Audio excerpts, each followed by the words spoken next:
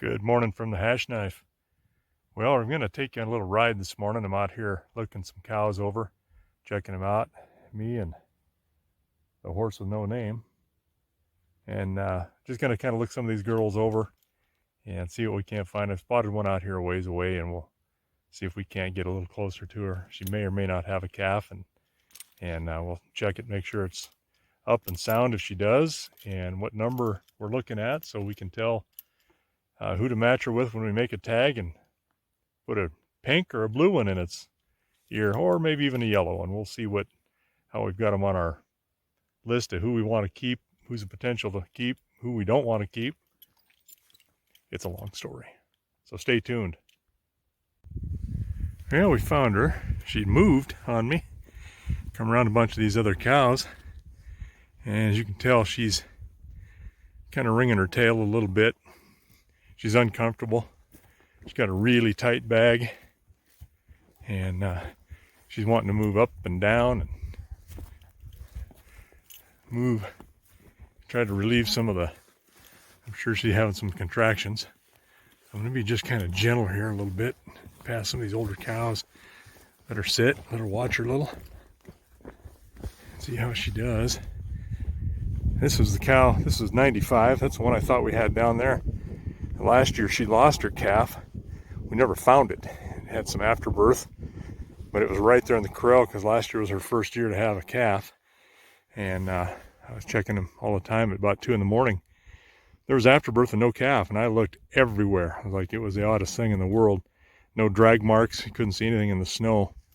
As I thought, well, maybe a coyote got her or something, but who knows? So she really wanted a calf, though, so I've got good hope for her having a successful birth and being a real protective mother. She was trying to steal calves.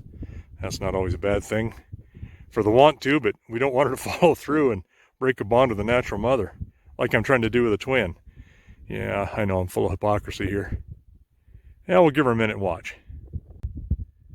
Well, this cow has moved off about 3/4 of a mile to the east in this pasture, and with her has come some other cows behind her. And trying to hold this thing steady because it's on a telephoto zoomed in, but you see she's bedded down and trying to get some solitude. Of course, these cows said to come on down the fence line, but she's been struggling here and there and wringing that tail, laying there and rocking back and forth. And she must be dropping some discharge because you can see she turned around, she's smelling the ground. That's not uncommon. And looking for some afterbirth. They know a calf is coming. These cows are incredibly tuned into scent and smell, so you can watch them do this time after time. We'll see if we can't kind of shorten this up for you. See that tail's getting ringed pretty well. She's straining, humped up, and I would expect that baby to be here before long. Stay tuned. I was just going to say, she's getting ready to lay down, so I thought I'd pull the camera out before I could start filming too much. Here she was. So she's really uncomfortable, and she is feeling some contraction. She humps up. She's going to probably stretch her neck out, lay flat, and come up. Oh, like that. That hurt a bit. And she'll thrash around a little bit here. Hopefully it's not too hard of a birth. But again, it ain't easy. If they did, us bulls would be doing it. Alright, she's been up and down a couple more times. She's really straining hard now. Oh yeah, I think I see a baby coming. Calf on the way. And a lot of times they'll get those feet sticking out. And that's a really good indication for us. You got 1 foot out or 2 feet out. If you can get 2 feet out, that's great. And then you want to see which way they're turned. If you got the hoof with the bottom of it down, then you probably got a calf that's coming the right way with the front feet and the head behind it. But if you've got feet with the soles up, then you probably got a backwards calf. And the best you can hope for is that you got 2 feet coming backwards. Is that way you can at least not have to worry about them having a leg back, and you can help them out and get them into the corrals and do a head catch, and then assist them by pulling them, because it's really hard to give birth to those hips first. It can be done, and I know it is done. Oh yeah, there's a part of the sack. Got some feet coming. I can't tell from here which way they're going, but still, all in all, that's just kind of a normal procedure so far. But those front feet coming down out of there first is nice, and then the head follows, the nose and head follow. But I think there's a lot of calves that are born backwards that we just don't know about. And because I can't imagine that I've pulled them all, the only ones that have ever come backwards. I think there are some that come and we just don't know about it. It's successful birth. So it's the problem is when you got a hind end coming first with no feet, then you got a breech and you got a problem. And a lot of times that's a cesarean section type of emergency that you've got to get somebody there and with their handy dandy scalpel, some anesthetic, and help the cow out. All right, stay tuned. Boy, and just like that, I didn't even see her strain, and it hasn't been 2-3 minutes, and she got a baby. There we go. It's lifting its little self up. That's good. Hopefully she can get that sack off its face. And looking like she's licking its face. Looks like it might be clear. That's outstanding. So we got a live birth so far. She can get its face cleared out and get it to breathing. We will be golden. And then be able to get it up on its feet and nurse. And then I'll leave it alone. We might ease up here a little bit though, to see if we can see what's going on. That was a very, very smooth birth. She didn't even strain, just it was there. You know the biology behind this. Sperm and an egg cell get together and blastosphere is formed. You get pretty technical about things. Genetic alleles are shared. Grows up into an embryo, and then you get this small calf. But there is nothing clinical about the wonderment of birth. Every time I see it, every time you witness it, doesn't matter whether it's puppies, cows, horses, people, it's still just a miracle. Just an amazing thing. Look at that little guy. He's like, man, I know I'm not as warm as I was. Look how attentive she is, licking him off. And it won't be long and he will be up on his feet. I like to see this struggle. When they're struggling like this, they've got some strength, they've got some will to live. And it won't be long and he'll be trying to look at that already, trying to get up on his feet. Look at that. Love it. Just love it.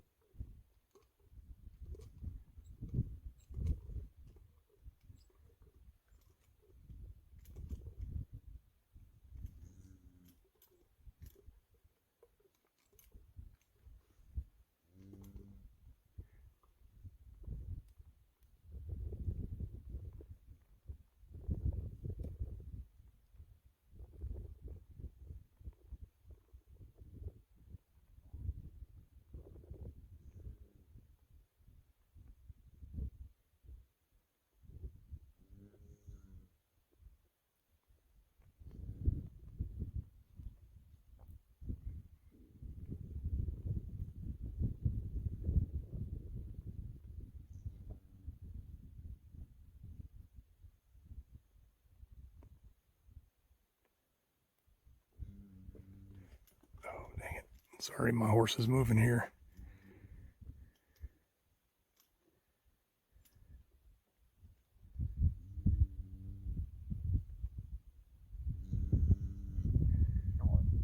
Listen to her talk to him.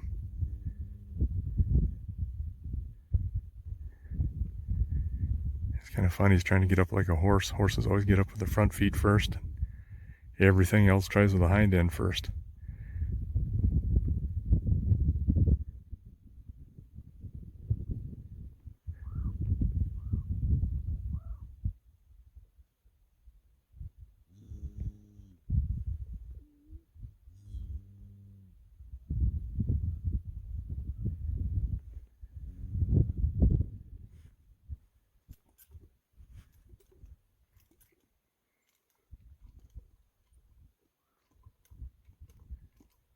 I don't want to get too close. I could get right up there. But she is going to be pretty protective, and I'm not too worried about my own safety as horse. What I worry about is that you get too close and she's going to defend that calf. And they get so focused on defending them that sometimes they'll step on them and hurt them, can kill them.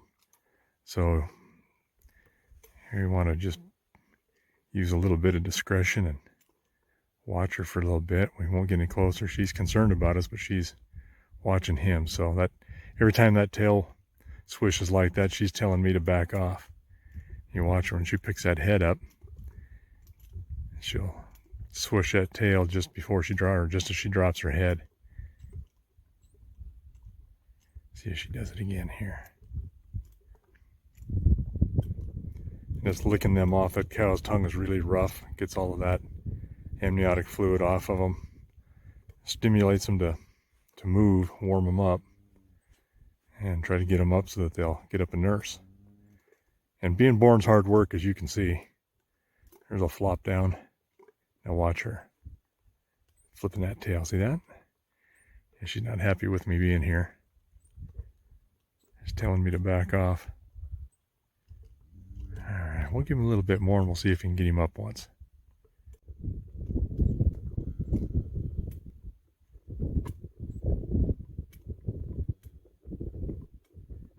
He's about to attempt to get up with that hind end. Shouldn't say he, because I don't know what it is. Oh, there we go. There's a try.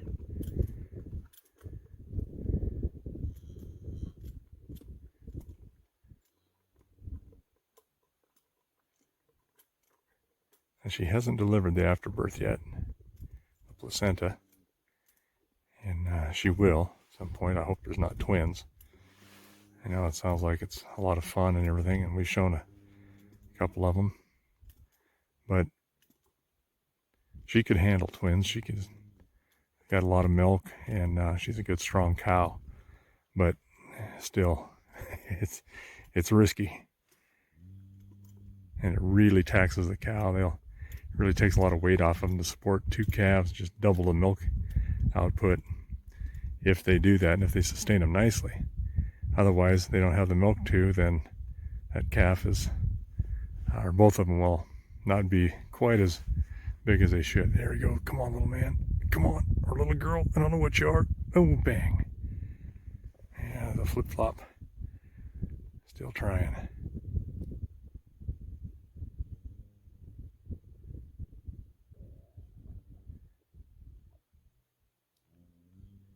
There we go. Come on, little one.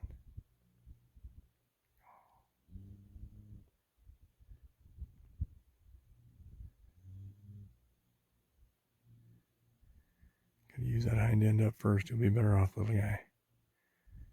Come on. He's wore out already. He's got to catch his breath.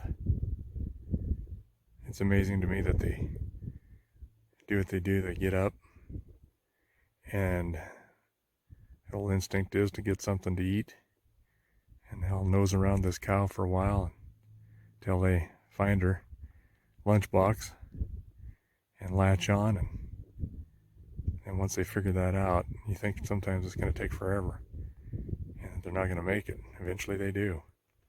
You want to help them, but they got to do it on their own.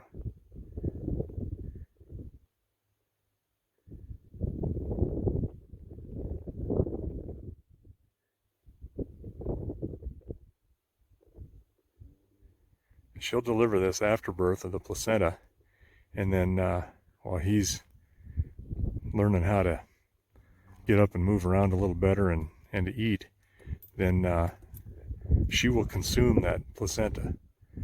They'll eat it in its entirety, and there's some nutrient in it. It's also, I think, probably instead of moving off and getting out of there for predator attraction, that they kind of dispose of the evidence and leave no trace that way. And I'd like to think that's probably both things that happen, but regardless, that's what they do.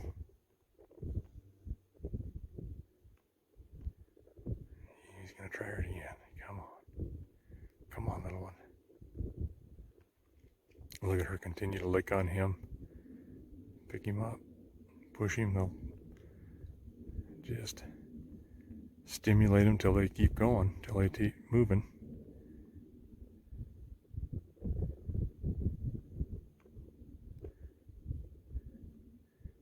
Yeah, I'm glad this turned out this way with her. I knew last year she'd be a good cow. Yeah, to go. Oh, almost. She really wants to be real broody and have a calf, and she was really wanting one last year when she lost hers. So I'm glad she got one. If we had some kind of an issue with her this year, I'd give her a chance, then I would sell her. But this is her lifeline to stay here. There we go. Oh yeah, look at that. Look at that. We're up and we're shaky, but we're there. Look at that.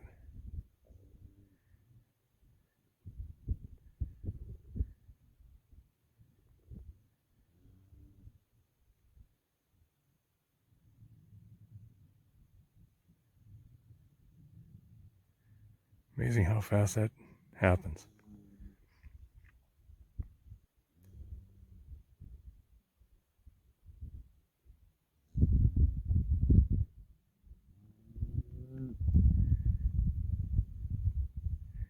And we'll let him get on his feet a little bit, and he starts getting some milk. We'll bring you back. All right, here's another attempt to get up.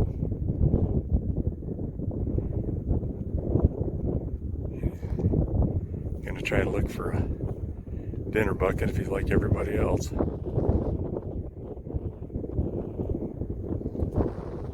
I actually think it's a heifer.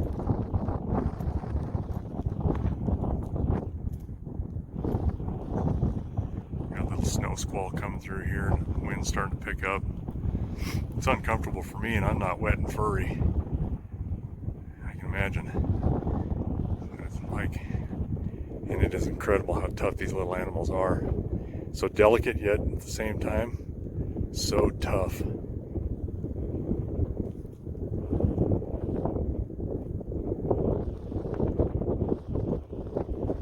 She's got him moving. She's going to get away from me. She's seeing that I wasn't going to back off. I was going to stay here, so she's going to say, fine. You don't like it? I'll move. And that's what she's going to do. So I think what we'll do is we're going to know that this little one's going to make it. I'm just going to get up and get a little chance to get something to eat and listen to her. She's really talking. I'd like to see it, but if we don't, we don't.